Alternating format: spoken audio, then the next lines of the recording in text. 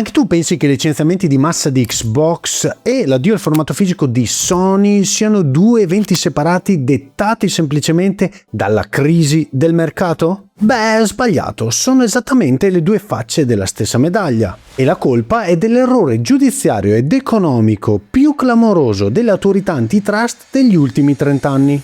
Vi ricordate Xbox che comprava Activision Blizzard? E sapete qual è stata l'unica domanda che la FTC americana e la CMA inglese si sono fatte prima di approvare quell'acquisizione? Ma Microsoft metterà i giochi Activision Blizzard, incluso Call of Duty, solo in esclusiva su Xbox, creando un monopolio? E sapete qual è stata la risposta? Beh, che non gliene sarebbe fregato a nessuno di Call of Duty in quel contesto, perché non avrebbe creato un monopolio. Mentre i tribunali guardavano da una parte per paura del monopolio, dall'altra si stava consolidando la vera minaccia, ovvero il monopsonio. Ma cos'è un monopsonio? Perché sta spingendo Sony a uccidere il mercato fisico e gli studios a chiudere i battenti da un giorno all'altro? Fermati un attimo, perché se giochi su console o PC, questa distinzione cambierà direttamente il modo in cui spenderai i tuoi soldi nei prossimi anni. Per scelta?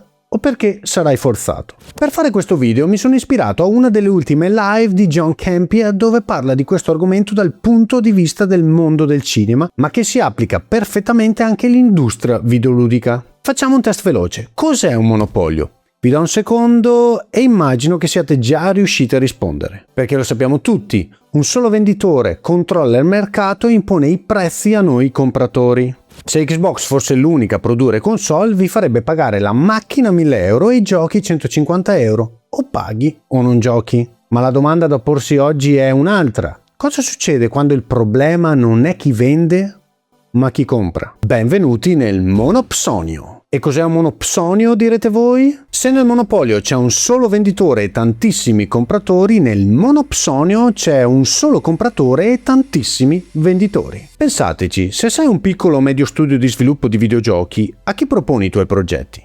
Un tempo avevi 15-20 grandi publisher diversi a cui bussare alla porta. Oggi, con Microsoft che acquista ZeniMax con Bethesda, Activision e Blizzard, Microsoft non è più solo un concorrente, è diventata un immenso compratore di talenti, di progetti e di proprietà intellettuali. E cosa fa un gigante economico quando è l'unico compratore in circolazione? Risposta semplice: detta le sue regole. Taglia i budget, annulla i progetti più rischiosi e creativi e se gli azionisti chiedono più profitto, cancella migliaia di posti di lavoro con un click.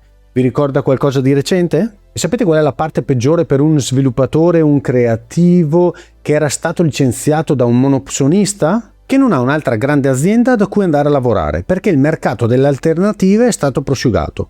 E infatti vediamo che ci sono tanti nuovi studi che stanno iniziando a crescere proprio perché non hanno altro posto in cui andare. E non è solo teoria economica. Proprio in questo momento la fusione tra Paramount e Warner Bros. È bloccata in tribunale da una causa storica portata avanti da diversi stati americani e dal sindacato degli sceneggiatori, la WGA. E mentre gli stati americani stanno facendo lo stesso errore dell'antitrust americana e della CMA inglese con Activision Blizzard, focalizzandosi solo sull'accusa di monopolio, la WGA ha spostato la sua accusa. E qual è questa accusa? Esattamente ciò di cui parliamo, un monopsonio. Sostengono che unendo due giganti si eliminano le alternative per chi lavora nel cinema. Meno studi che competono per comprare una sceneggiatura significa che gli sceneggiatori hanno meno potere di negoziare il loro stipendio.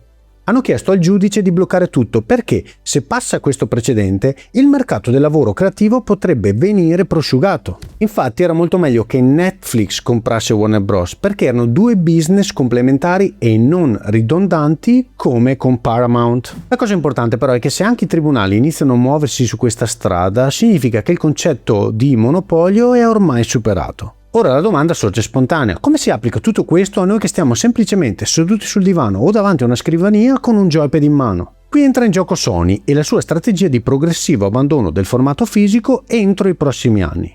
Molti hanno commentato la notizia dicendo: vabbè, ma ormai compriamo quasi tutti in digitale per comodità, qual è il problema? Ma qual è la trappola nascosta che nessuno sta considerando? Cosa succede quando l'unico canale dove puoi comprare un gioco PlayStation diventa il PlayStation Store? Succede che il mercato libero dell'usato cessa di esistere. Oggi, se un disco digitale costa 80 euro sullo store, puoi cercarlo fisico su Amazon e magari trovarlo a 60 euro, oppure comprarlo usato da un privato a 35. Insomma, c'è concorrenza tra i venditori di quel disco. Senza il disco fisico, senza cambiamenti all'ecosistema attuale, Sony realizza la combinazione perfetta. Monopolio di vendita verso di te e monopsonio verso i publisher e gli indie. Per te consumatore sparisce quello che in gergo tecnico si chiama il diritto di prima vendita. Non puoi più prestare, rivendere o scambiare un titolo. Se Sony decide che un gioco vecchio di 4 anni deve restare a 80 euro, tu o paghi 80 euro o non ci giochi. E per i piccoli sviluppatori? Per stare su PlayStation devono accettare la trattenuta del 30% e qualsiasi condizione imposta da Sony, perché senza il supporto fisico distribuito nei negozi non hanno un canale alternativo per raggiungere quel pubblico. Allora vi rifaccio la domanda iniziale. Perché gli enti regolatori non hanno previsto tutto questo per l'acquisizione di Activision Blizzard oppure per Bungie? Perché le leggi antitrust sono rimaste concettualmente bloccate al secolo scorso, quando non c'erano aziende grandi quanto la corrente Apple oppure Microsoft o Nvidia. I regolatori hanno cercato solo di tutelare il prezzo per l'utente finale nell'immediato. Si sono chiesti: il Game Pass aumenterà di prezzo domani? PlayStation perderà Call of Duty nei prossimi 2 anni? E la risposta era no, per ora no, e quindi per loro l'accordo era accettabile. Ma non hanno capito che la vera distruzione dell'industria non avviene sul singolo prezzo dell'abbonamento, ma sulla sostenibilità della forza lavoro e sulla diversità dell'offerta. Se un paio di giganti controllano sia la produzione che la distribuzione esclusiva, la creatività si appiattisce. Non vedremo più esperimenti coraggiosi o titoli AA di nicchia, ma solo blockbuster ipersicuri pensati per rientrare nei margini imposti dall'unico distributore rimasto.